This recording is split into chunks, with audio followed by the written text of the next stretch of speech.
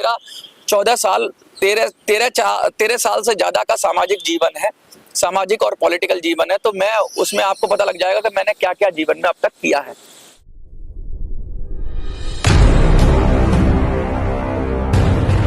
सभी वृद्धजनों को मनोज सुराजी का नमस्कार। सबसे पहले बहुत खुशी की बात है, खुशखबरी सुनाऊंगा आप लोगों को और उसके बाद बात करेंगे। धीरे धीरे आज बहुत सारी बातें करनी है आपसे और आज दिल की बात करनी है, क्योंकि जब दिल से बात करेंगे तभी एक रिश्ता कायम होता है और एक रिश्ता कायम करने के लिए ट्रांसपेरेंसी, पारदर्शिता होना बहुत ज़रूरी है।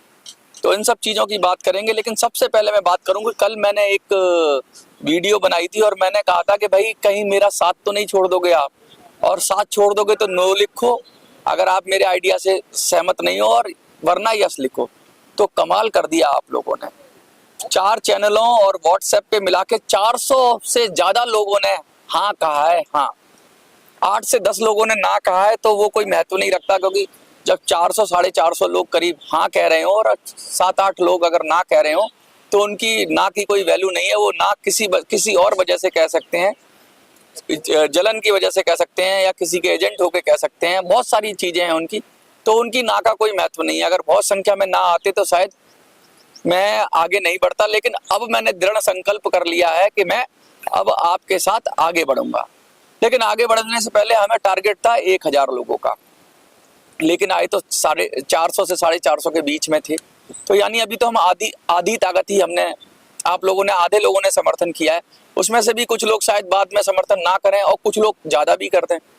तो सबसे पहले मैं बात करूंगा कल मेरे पास क्या क्या हुआ और कहाँ से लोगों के फ़ोन आए। सबसे पहले मेरे पास एक नासिक से फ़ोन आया।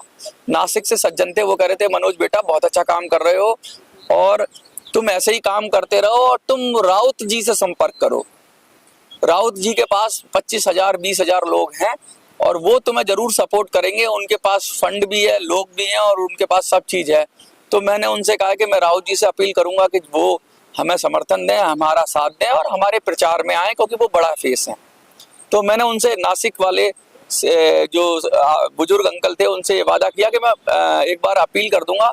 तो मैं अशोक राउत जी से अपील करता हूँ कि वो हमारा साथ दें, हमें आशीर्वाद दें और हमारा जिस तरीके से हो सके मदद करें, क्योंकि लड़ाई सबकी एक ही है, तो हमें मिलजुल कर ही लड़नी है।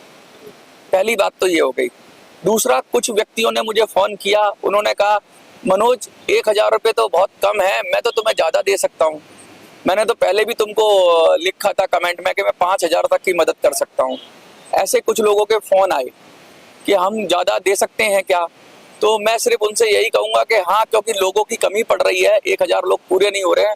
तो जो लोग ज़्यादा दे सकते हैं, जिनकी क्षमता है, जिनकी क्षमता नहीं है, मैं उनसे कदापि नहीं कहूँगा कि आप ज़्यादा दें, लेकिन जिनकी क्षमता है 2000 3000 4000, मैक्सिमम 5000 से ज़्यादा नहीं, जिनकी क्षमता है वो 5000 तक दे सकते हैं।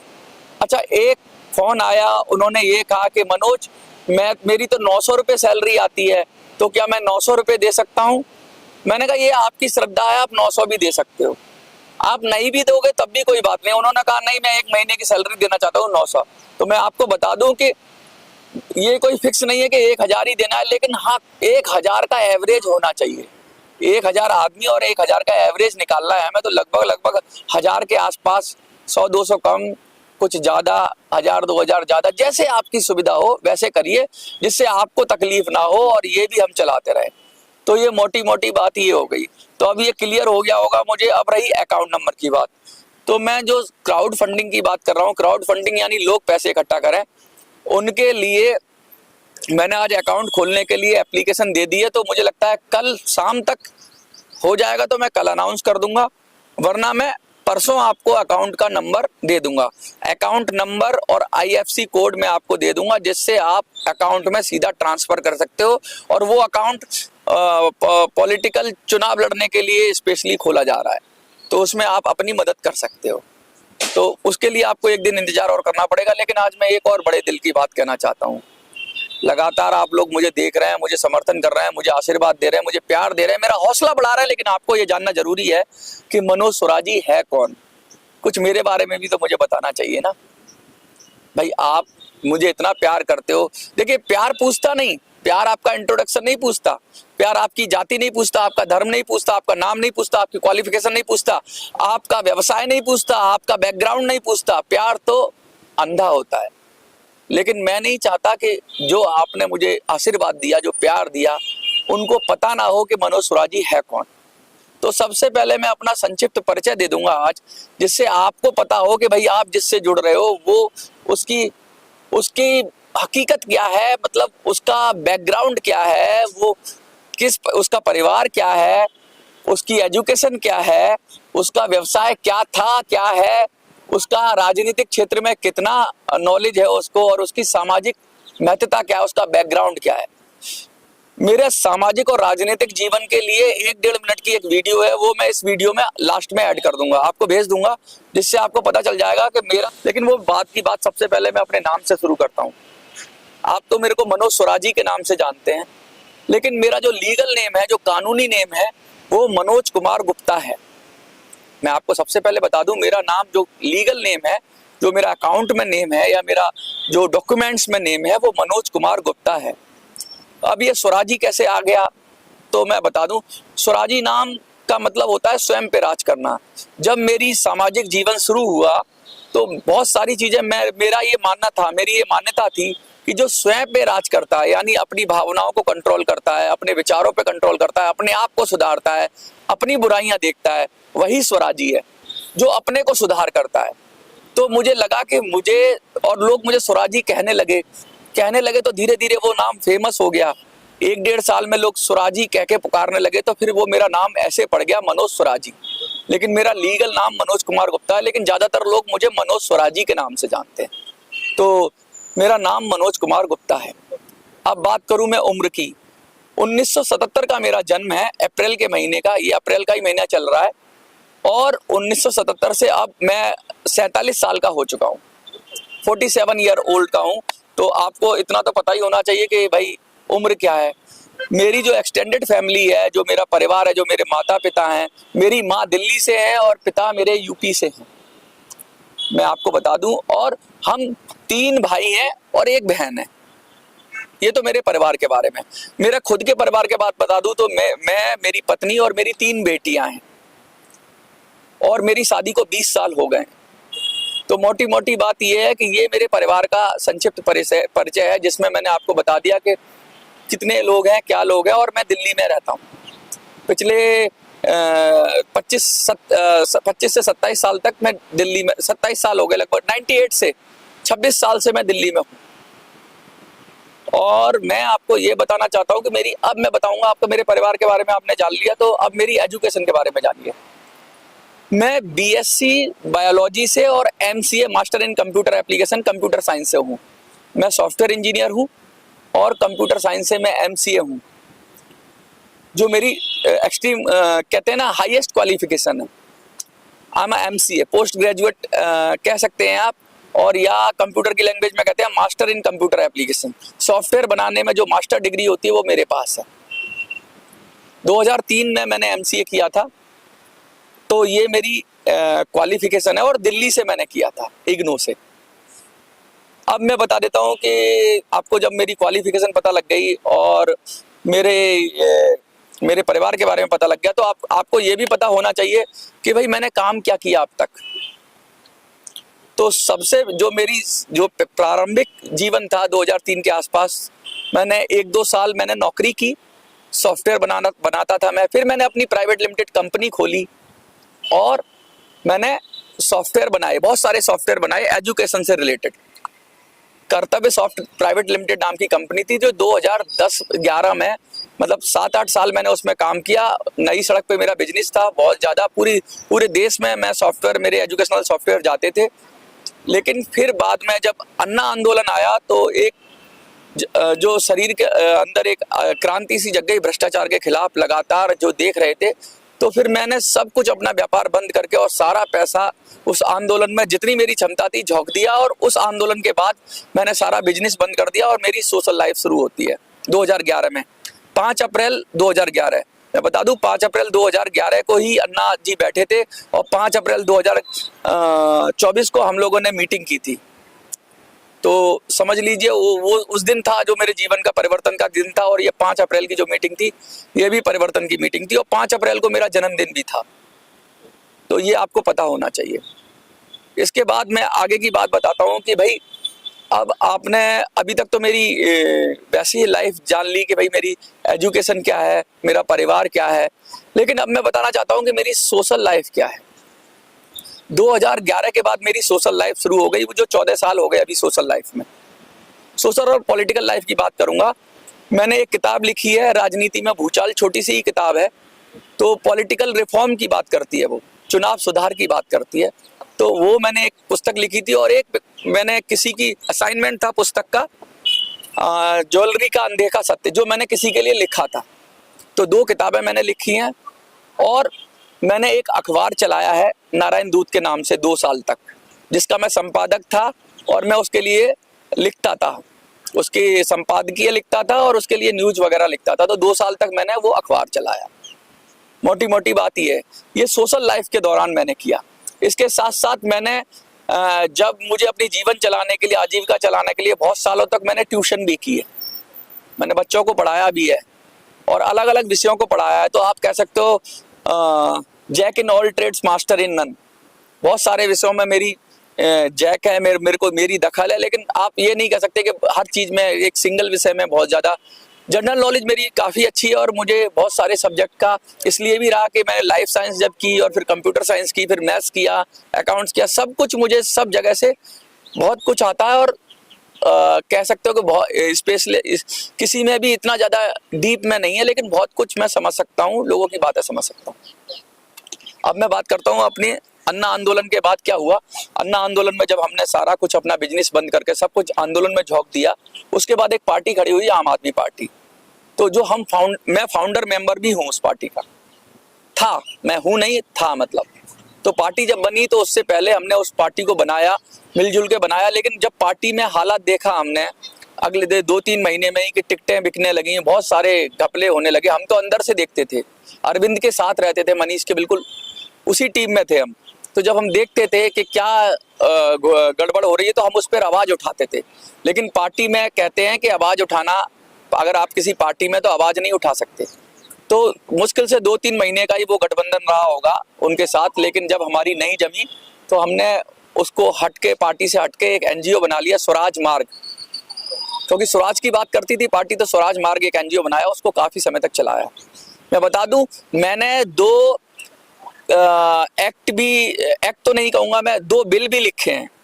एक लूट मुक्त मृत्यु बिल, जैसे किसी व्यक्ति की अगर मृत्यु हो जाए प्राइवेट हॉस्पिटल में इलाज के दौरान, तो उसका बिल माफ किया जाए, इसके लिए कानून बनाने की बात हुई थी। इस पे हमने आंदोलन भी चलाया था। तो लूट मुक्त मृत्यु बिल का एक मैंने बिल ड्राफ्ट किया था। दूसरा एक 26 जनवरी बिल, एक ऐसा कानून जो पॉलिटिकल रिफॉर्म की बात करता है, जो समाज में अच्छाई की बात करता है। तो पॉलिटिकल रिफॉर्म की हमने बात की थी। तो हमने दूसरा कानून वो मैंने ड्राफ्ट किया था अपने जीवन में। तो 2 मैंने बिल ड्राफ्ट किए थे। और कोशिश थी कि मैंने बहुत कोशिश की कि प्राइवेट मेंबर बिल के माध्यम से कोई सांसद उनको रखे और चुनाव सुधार की बात हो। लेकिन क्योंकि सांसद अपनी पार्टी की बाध्यताओं से बंधे होते हैं, इसलिए उन्होंने नहीं किया, वो अलग विषय है। तो ये तो मेरा ये पहलू है एक जीवन का कि मैं थोड़ा सा इसमें भी दखल रखता हूँ।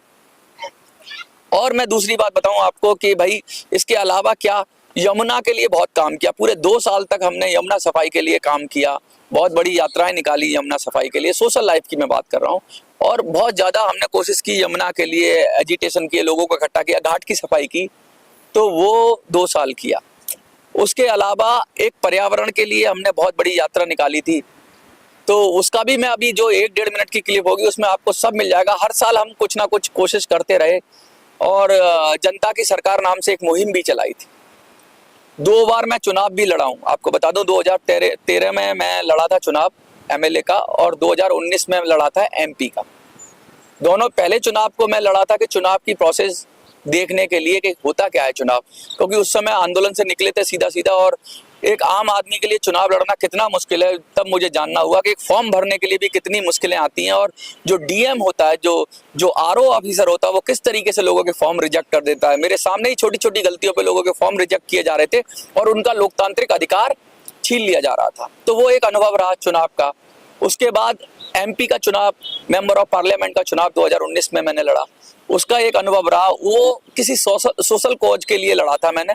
मैं अक्सर जब भी कभी भी, वैसे मैं पॉलिटिक्स में नहीं रहता, नॉन पॉलिटिकल रहता हूँ, लेकिन किसी सोशल कॉज के लिए अगर जाना होता है तो मैं राजनीति में भी मेरा दखल है और मैं गया हूँ और लोगों की मैंने पॉलिटिकली भी मदद की है, रणनीतियां बनाई हैं। इसलिए थोड़ी सी मैं आप ये कह सकते हो मैं नौसिखिया नहीं हूँ इस मामले में। कोई ये नहीं है कि अभी अभी उठ के चला आया और चल दिया। मुझे 2 चुनावों का अपना अनुभव है और 3-4 चुनाव मैंने लोगों को लड़ाए भी हैं, पार्षद के और उसके अच्छे ग्रुप्स में। जो मेरे मित्र थे जो चुनाव लड़ना चाहते थे, उनके लिए रणनीति बनाना, कैंपेन मैनेजर की भूमिका अदा करना और बहुत सारी चीजें करना। तो मुझे थोड़ा बहुत इस विषय में भी जानकारी है, इतनी तो नहीं लेकिन काफी कुछ जानकारी है। चुनाव कैसे लड़े जाते हैं, क्या प्लानिंग होती है, क्या बूथ पे क्या प्लानिंग होती है, वो सब चीजें मुझे जानकारी है। तो ये तो मेरी अब जो वीडियो के अंदर है, मैं जो क्लिप है उसमें मेरी जो सामाजिक और राजनीतिक यात्रा है उसकी आपको झलकियां मिल जाएंगी फोटोग्राफ्स के जरिए, जो मैं पीछे लगा दूंगा इस वीडियो के अंदर। तो ये मेरा संक्षिप्त परिचय है। इसके अलावा भी बहुत सारी चीजें हैं। मेरा व्यक्तित्व आप जानते ही हैं कि मैं मेरी बुक का एक स्लोगन भी है कि राजनीति परसेप्शन और प्रोजेक्शन पर चलती है। जब ये कर्म पे चलने लगेगी तो राजनीति की सारी बुराइयां दूर हो जाएंगी। सब परसेप्शन होता है, सब हमें पता कुछ नहीं होता, सिर्फ हमारा जो परसेप्शन बना दिया जाता है या जो प्रोजेक्शन कर दिया, जिसको प्रोजेक्ट कर दिया जाता है उसी को वोट दे आते हैं। उसका कर्म नहीं देखते हम, और देखने का कोई जरिया भी नहीं है। तो मेरी जो मेरी कहते हैं ना कि स्लोगन है जो मेरा, राजनीति परसेप्शन और प्रोजेक्शन पर चलती है, इसे कर्म पे चलाओ। और दूसरी बात ये मैं कहता हूँ कि राजनीति में जीत की जगह सफलता होनी चाहिए। राजनीति में जीत को बड़ा महत्व दिया गया है, जो जीता वही सिकंदर, बाकी सब बंदर। राजनीति के अंदर सफलता होनी चाहिए। जैसे कि आपके खेलों में सफलता होती है, फर्स्ट सेकंड थर्ड होता है, स्कूल में फर्स्ट सेकंड थर्ड होता है, बहुत सारे अवसर होते हैं, लेकिन राजनीति में अगर आप हार गए तो आप जीरो हो जाते हो, आपका कोई महत्व नहीं है। तो एक बहुत बड़ा उस पर मैंने कानून की बात की है, वो कभी मैं बात करूंगा। लेकिन अभी जो मोटी मोटी बात है वो EPS 95 की बात कर रहे हैं, क्योंकि ये मुद्दा मेरे को दिल से छू गया कि बुजुर्गों से ज्यादातर मैं जुड़ा रहता हूँ और मुझे अच्छा लगता है उनके सानिध्य में बैठना, उनसे बात करना और उनका अनुभव, उनका जीवन का अनुभव जानना। उनका बहुत गहरा अनुभव होता है। तो अक्सर मेरे जो भी राजनीतिक गुरु हैं वो वयोवृद्धि रहे हैं। मेरी टीम में भी बहुत सारे बुजुर्ग हैं, जो मेरी पुरानी पॉलिटिकल टीम है उसमें भी बहुत सारे बुजुर्ग हैं, युवा भी हैं, लेकिन बुजुर्ग भी काफी ज्यादा है।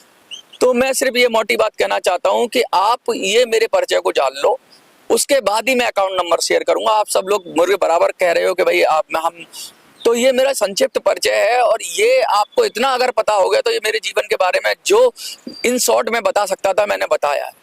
तो आज आप मनोज स्वराजी और के बारे में सब कुछ जानते हो, मुझे ऐसा लगता है, और ज्यादातर जानते हो। तो ये जानने का हक है आपको जुड़ने से पहले। कल मैं इस आपके लिए अकाउंट नंबर जनरेट करूंगा, जो कि एक क्राउड फंडिंग के लिए होगा, वो मैं दूंगा। फिर आप आगे करिए। बहुत लोग मुझे SMS कर रहे हैं कि अकाउंट बता दो। आप जब तक मैं ना दूं नंबर, किसी नंबर पे आपको पेमेंट नहीं डालनी है, पैसे नहीं डालने हैं। जब मैं दूंगा तभी आपको करना है। मैंने बहुत लोगों को रोक के रखा हुआ है, लेकिन लगातार लोग कह रहे हैं कि हम डाल दें। ठीक है, आप अपनी जिम्मेवारी समझ रहे हैं, लेकिन मुझे भी अपनी जिम्मेवारी मैं भी अपनी जिम्मेवारी समझ रहा हूँ। जब तक पूरी तरह से मत नहीं लूंगा लोगों को, पूरी तरीके से लोग मेरे पे विश्वास कर रहे हो, मैं उन पर विश्वास नहीं करूंगा, तब तक हम आगे नहीं बढ़ेंगे। और अब विश्वास कायम हो गया है। कल की वीडियो के बाद जिस तरह का रेस्पॉन्स आपने दिया, जिस तरह का समर्थन आपने दिखाया, जिस तरह का प्यार आपने दिखाया, जिस तरह का उत्साह आपने दिखाया, जिस तरह की शक्ति आपने दिखाई, जिस तरह की हिम्मत और श्रद्धा और कहते हैं जुड़ाव आपने दिखाया, उसके सामने मैं नतमस्तक हूँ हाथ जोड़कर। और मुझे लगता है कि कल नया सवेरा आएगा और कल से हम अपना प्लान शुरू करेंगे। मेरी प्लानिंग शुरू हो गई है अलग अलग तरीके से। मैं रोज अब आऊँगा, शॉर्ट वीडियोस भी बनाऊंगा और साथ में आपको शेयर भी करूंगा कि आगे हमारी रणनीति क्या है। जैसे मैं अब तक बताता आया हूँ, मैं सब कुछ बता के चलने वाला आदमी हूँ और कोशिश करता हूँ ज़्यादा से ज़्यादा आपको पता हो। देखते रहिए मिनी संसद।